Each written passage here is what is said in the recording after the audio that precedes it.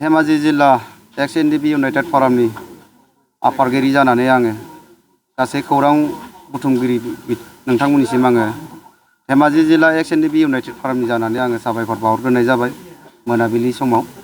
दिनैहाय बे आलारि बाथि जिथुनाखि फोजोंनाय हाबाफारि केन्डेल लाइटिं बेखौ जोङो मोनाबिलि 5:30 जोङो जागायनानै गाबोननि जिथुनाखि रनजन दैमारि सारनि जिथुनाखि गाबोन 15 मार्च बे 15 मार्चआवहाय गाबोन बिथांनि हियारिं जागोन।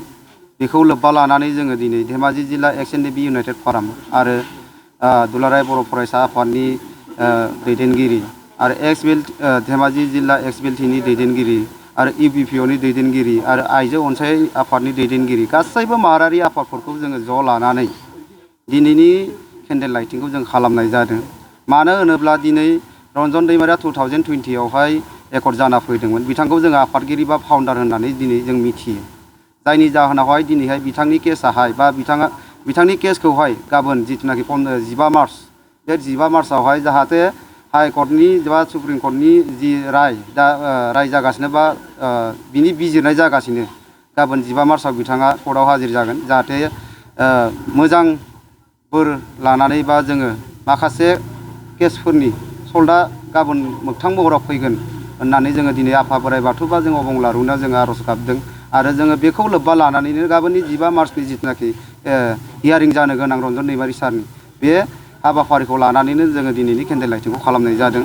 आरो दिनैहाय जोङो धेमाजि जिल्ला एक्स NDFB इउनाइटेड फरामनि जानानै जोङो मोनफ्रोमबो माहारियारि आफादफोरनि आरो मोनफ्रोमबो जोङो जेसेबांखि जोंनि एक्स NDFB इउनाइटेड फरामनि सोद्रोमा बिथांफोर दङ बिथांमोननिसिम आं साबायखर बावहरदों।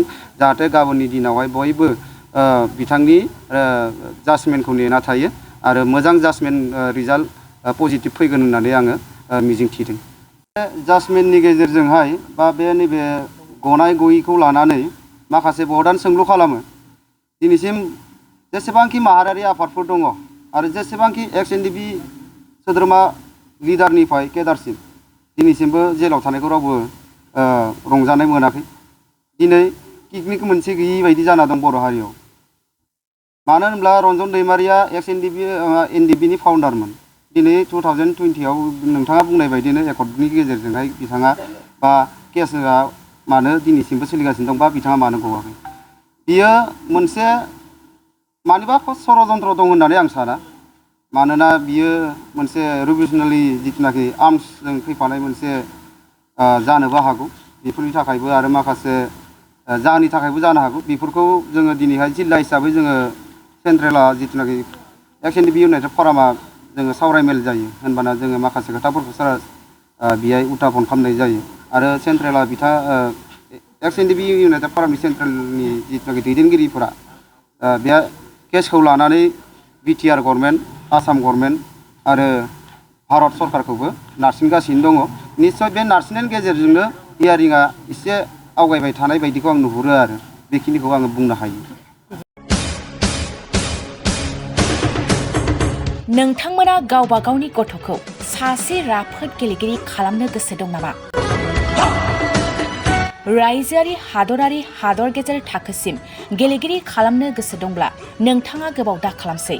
सासे राफोद रोंखा राखा गेलेगिरि खालामनो थाखाय नोंथाङा जानजि खाफ्रादो आरो मुं थिसनहैदो।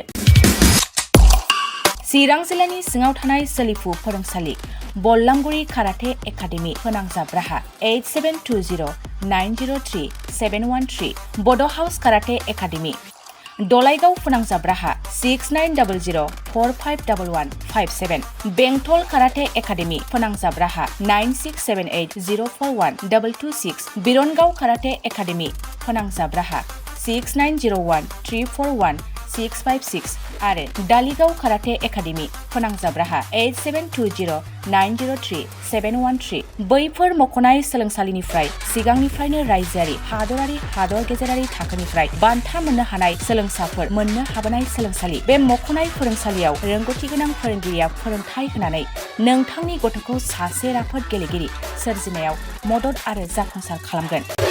अब्ला मानोथो गोबाव खालामनो, थाबैनो मुं थिसनहैदो।